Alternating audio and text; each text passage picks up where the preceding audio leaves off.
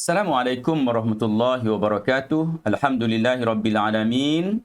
Wassalatu wassalamu ala asyrafil anbiya'i wal mursalin wa ala alihi wa sahbihi ajma'in. Amma ba'd. Alhamdulillah bertemu lagi kita untuk kita sambung pelajaran haji dan umrah.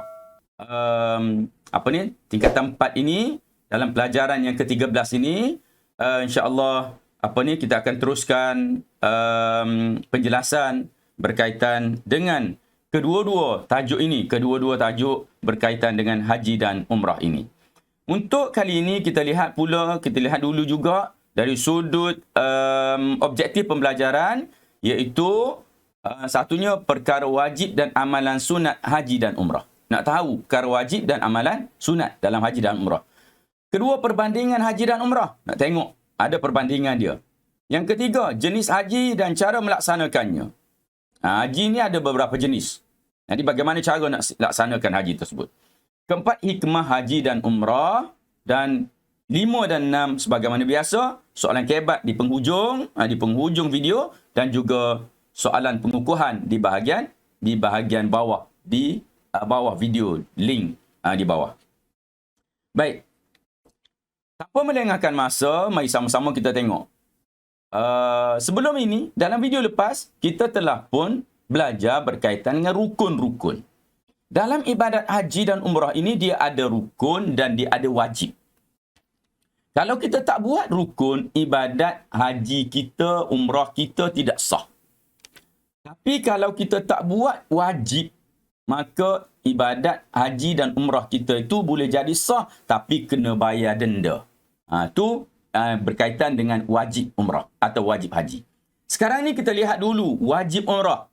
Wajib umrah ialah berniat ihram di miqat. Kalau sebelum dikata berniat, niat itu rukun. Tapi berniat ihram di miqat itu merupakan berniat di miqat itu merupakan wajib. Tak boleh niat tempat lain. Niat tu mesti di miqat. Iaitu miqat ialah ketentuan atau sempadan tempat atau masa untuk berniat ihram. Dah ditentukan, ditetapkan. Kamu kena niat ihram kamu ni di sini. Ada beberapa tempat yang telah ditentukan.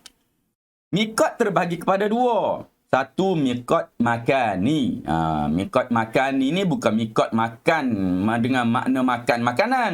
Makan dalam bahasa Arab memberi makna tempat. Iaitu tempat untuk berniat ihram. Okey. Miqat zamani. Zamani ni pun bukan nama penyanyi. Zamani ni maksudnya zaman, masa. Masa berniat ihram, iaitu bermula 1 Syawal hingga masuk waktu subuh pada 10 Zulhijjah. Okey, masa berniat ihram. Ni untuk haji ni, masa dia tu dah pun ditetapkan. Bagi umrah tidak ada masa yang ditetapkan, kerana kita boleh buat pada bila-bila masa. Okey. Miqat penduduk luar Mekah. Miqat penduduk luar Mekah. Kerana miqat bagi penduduk Mekah tu sendiri. Rumah dia turun, niat di rumah. Kalau orang daripada luar Mekah nak masuk Mekah, tengok dari arah mana mereka datang. Kalau mereka datang dari arah Iraq, maka miqat mereka adalah miqat Zatu Irqin. Kalau mereka datang dari Malaysia dan Asia Tenggara, dari kapal terbang, sampai ke Qarnul Manazil. Kalau mereka datang dari arah Madinah, maka miqat mereka adalah Zulhulaifah atau Bi'ru Ali dipanggil situ. Kalau mereka datang dari Mesir dan Tunisia, maka miqat mereka adalah Juhfah. Mereka datang dari Yaman, dari bawah. Kalau dalam peta tu bawah, miqat mereka adalah Yalamlam. Ni nama-nama tempat yang mana jemaah haji kena berniat di situ. Okey, di situ dalam masa yang telah pun ditetapkan itu. Wajib umrah, menjauhi larangan ihram. Okey, wajib bagi umrah ni jangan buat larangan ihram. Ini dia sama dengan haji. Menjauhi larangan ihram. Kita tengok pula wajib haji, berniat di miqat, bermalam atau mabit di Muzdalifah. Bermalam atau mabit di Muzdalifah. Ini wajib haji. Okey. Kemudian ini bermalam atau mabit di Muzdalifah, berada di Muzdalifah selepas tengah malam 10 Zulhijjah hingga sebelum terbit fajar. Kita yang menunaikan ibadat haji daripada berada di padang Arafah, bergerak daripada Arafah menuju ke Muzdalifah. Maka duduk situ dulu sekejap. Atau melalui kawasan itu. Kemudian, selepas itu melontar 7 anak batu di Jamrah Kubra. Anak batu tu sunat kita kutip sini. Pergi lontar di Jamrah Kubra. Jamrah Kubra ni lu duduk kat mana? Dekat Mina. Masa melontar bermula selepas tengah malam 10 Zulhijjah. Selepas tengah malam tu barulah boleh melontar. Jadi ketiga melontar 7 anak batu di Jamrah Kubra. Ustaz ulang sikit lah. Wajib haji niat di miqat, bermalam di Muzdalifah atau mabit di Muzdalifah, melontar 7 anak batu di Jamrah Kubra. Terusnya bermalam atau mabit di Mina. Bermalam ni maknanya mabit dalam bahasa Arabnya. Iaitu berada di Mina pada malam-malam hari tasyrik, iaitu 11 hingga 13 Zulhijjah. Duduk situ, tak semestinya tidur. Mabit ni walaupun dikata bermalam, bukan bermakna kita kena duduk dan lena kat situ tak. Duduk sambil-sambil baca Quran, bersila atau mundar mandir kawasan tu, dikira mabit di Mina. Yang kelima, melontar 7 anak batu di ketiga-tiga jamrah. 7 ni bukan 7 anak batu bagi 3. 7 di ketiga-tiga jamrah, iaitu Jamrah Kubra, Jamrah Wusta dan Jamrah Sughra pada hari tasyrik bermula setelah azan subuh hingga maghrib 13 Zulhijjah. Ni tempoh masa dia. Okey, terus. Wajib haji menjauhi larangan ihram. Wajib haji juga menjauhi larangan ihram. Ini ustaz dah salah nombor dah. Patutnya dia jadi nombor 6. Ustaz dah tersalah nombor, jadi letak nombor 2 pula dah tu. Okey. Yang ni nombor 6 menjauhi larangan ihram. Terdapat 5 kategori larangan ketika seorang berihram haji atau umrah. Okey, kita tengok. Larangan ihram haji dan umrah. Sudut kecantikan. Tak boleh menyapu minyak rambut, mencabut bulu atau rambut, memotong kuku. Jangan, tak boleh sekali-sekali cabut bulu. Tengok rasa bulu hidung panjang, tarik, bulu hidung. Tak boleh. Rasa misai janggut ni tak panjang, maka cabut janggut. Okey. Jadi, ini dipanggil larangan dari sudut kecantikan. Tak boleh sapu minyak rambut, tak boleh mencabut bulu dan rambut, atau rambut, tak boleh potong kuku. Kena potong siap-siap. Okey. Yang kedua, wangi-wangian. Memakai wangian pada badan, pakaian dan menghidunya. Sengaja ambil. Oh, sedapnya bau. Tak boleh. Itu dikira sebagai satu bentuk larangan. Kemudian, terus lagi. Larangan juga pakaian. Dari sudut pakaian, memakai pakaian berjahit atau bercantum bagi lelaki.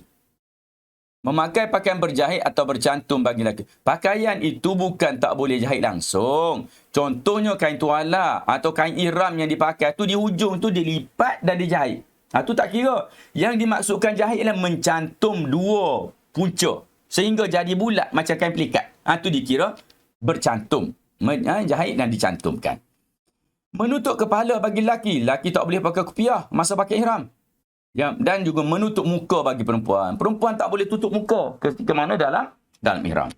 Yang keempat, memakai sarung tangan bagi lelaki dan perempuan. Tak boleh pakai. Biarkan tangan terdedah begitu sahaja. Okey. Larangan ihram haji dan umrah dari sudut alam sekitar.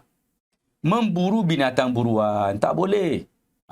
Memotong atau merosakkan tumbuh-tumbuhan. Begitu juga di sini larangan semasa ihram haji dan umrah ni. Kita memburu atau membunuh ke, ada belalang ke di situ, kita pijak belalang tu. Ataupun ada burung merpati, kita tangkap, kita sembelih. Goreng pula kat hotel. Tak boleh. Ini dikira memburu binatang buruan dalam kategori itu.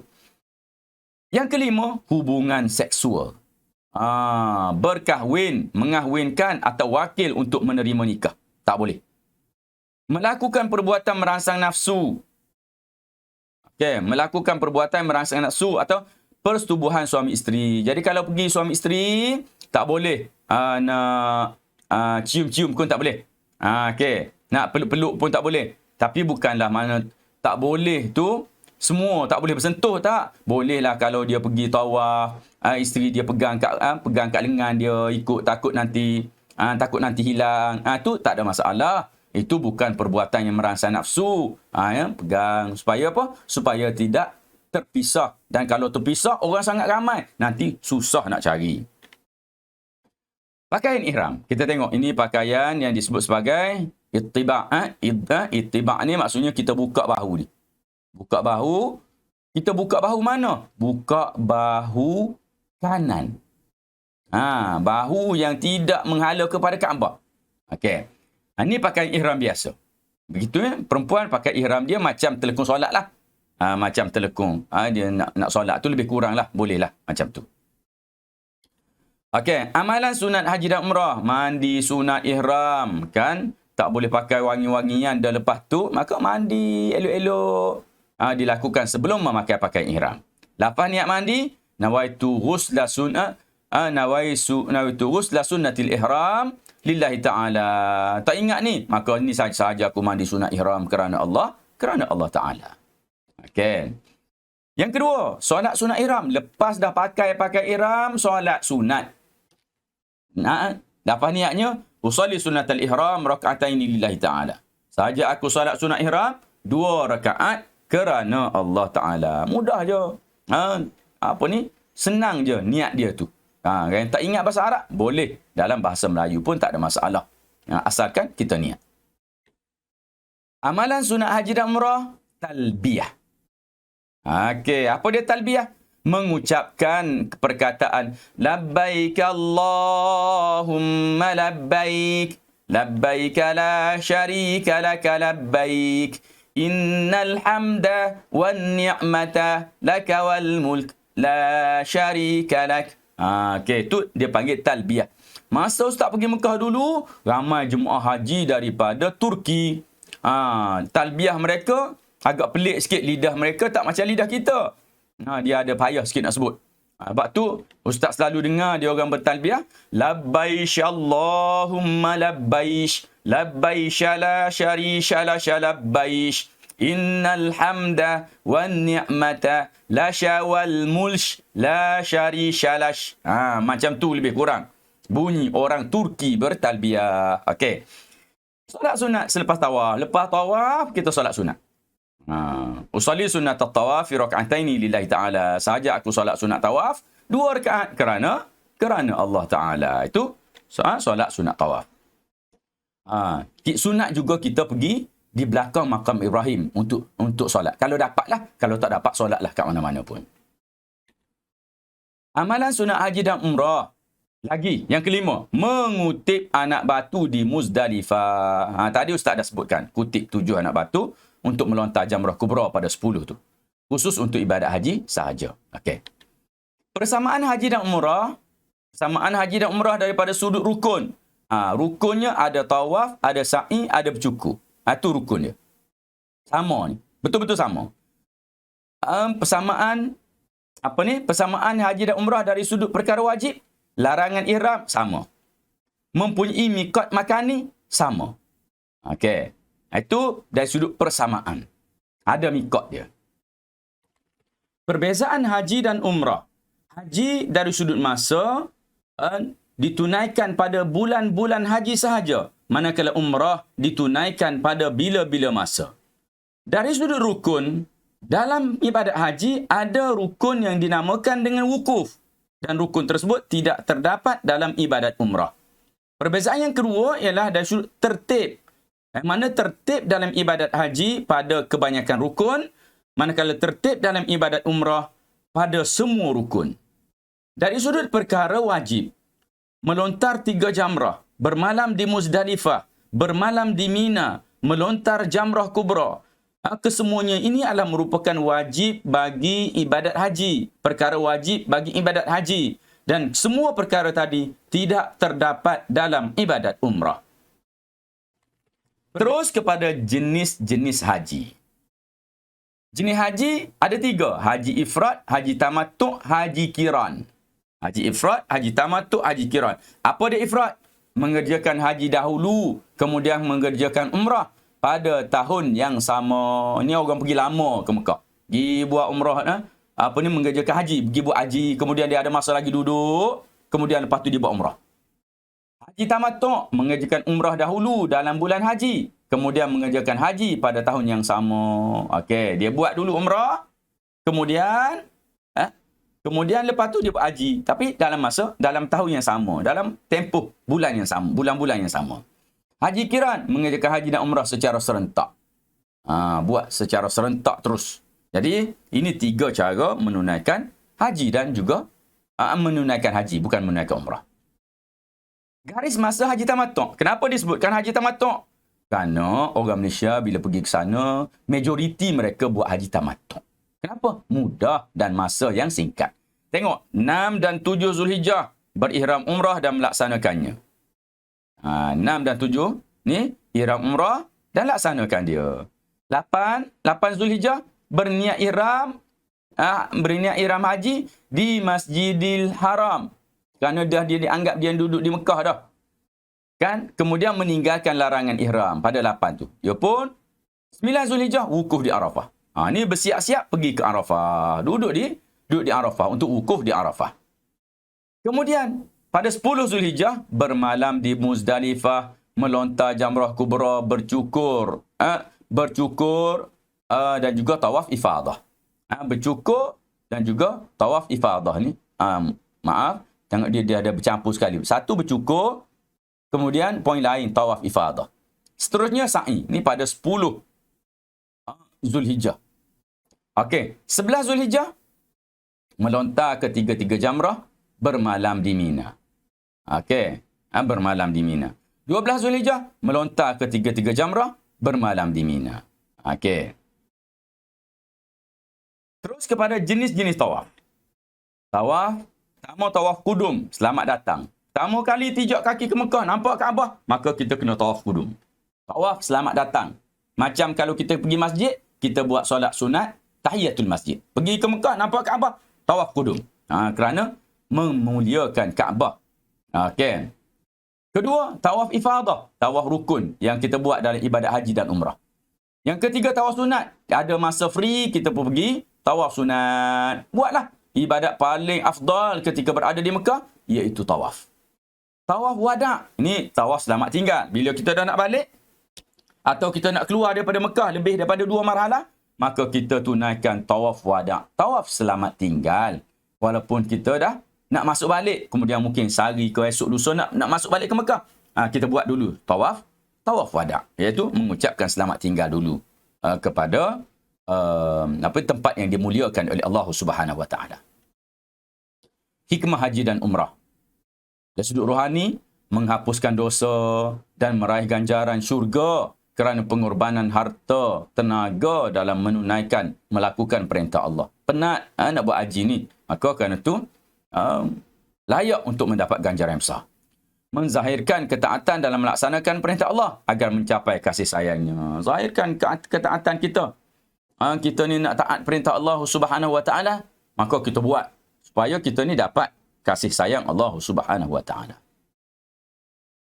Hikmah haji dan umrah dari sudut sosial. Saling mengenal sesama umat Islam walaupun berbeza bangsa dan negara agar terbentuk kesatuan umat. Ni sesama ya. Komputer ni dia betulkan jadi salah pula dah. Okey. Ustaz pula tak nampak. Dari sudut politik, menzahirkan kekuatan umat Islam agar dihormati oleh masyarakat dunia. Nampak umat Islam bersatu penuh di bumi Mekah. Orang kafir tengok dia jadi gerun dengan kekuatan umat Islam. Lagi, hikmah haji dan umrah dari sudut dakwah, menyemarakkan perkembangan dakwah Islam agar diterima di seluruh dunia. Masyarakat dunia tengok semua bangsa rupanya ada orang Islam. Maka dia akan rasa bahawa Islam ini bukan milik eksklusif orang Arab, bukan milik eksklusif orang Melayu ataupun bangsa-bangsa yang terkenal dengan Islam sahaja, tapi bangsa lain pun ikut berada dalam Islam. Ekonomi, meningkatkan taraf hidup umat Islam dengan menabung di tabung haji supaya dana umat Islam meningkat. Kita pakat-pakat menabung di tabung haji, jadi dana tu boleh diguna oleh tabung haji untuk pelaburan-pelaburan yang berbentuk Islami dan menguatkan ekonomi umat Islam. Bila mana dapat bonus banyak, maka dibahagikan pula kepada pencarum-pencarum orang yang menyimpan di tabung haji atau yang melabur di tabung haji itu. Jadi, terus yang terakhir soalan kebat, ibadat haji mengukuhkan silaturahim umat Islam dari seluruh dunia. Huraikan hujah anda bagi menyokong penyataan di atas. Apakah hujah kita ataupun Kenapa anda menyokong bahawa ibadat haji mengukuhkan silaturahim umat Islam? Okey, tengok jawapan dia. Orang yang menunaikan ibadat haji dapat bertemu dengan pelbagai bangsa. Kerana mereka datang dari pelbagai negara. Kesannya mereka dapat berkenal-kenalan di antara satu sama lain. Kesimpulannya, kita hendaklah sentiasa bertoleransi ketika berinteraksi dengan masyarakat dunia agar hidup diberkati. Okey. Jadi, kita dah sampai ke penghujung dah ni. Kalau dah jawab soalan kebat, kita dah nak tamatkan perbincangan kita. Jadi, jangan lupa jawab soalan di bahagian deskripsi di bahagian bawah. Jangan lupa subscribe, share video ini. Mudah-mudahan kita semua ini dapat pahala menyebarkan ilmu. Jadi, dengan itu, Ustaz sudahi dulu. Aqul qouli hadza wa astaghfirullahal azim li wa lakum. Wassalamualaikum warahmatullahi wabarakatuh.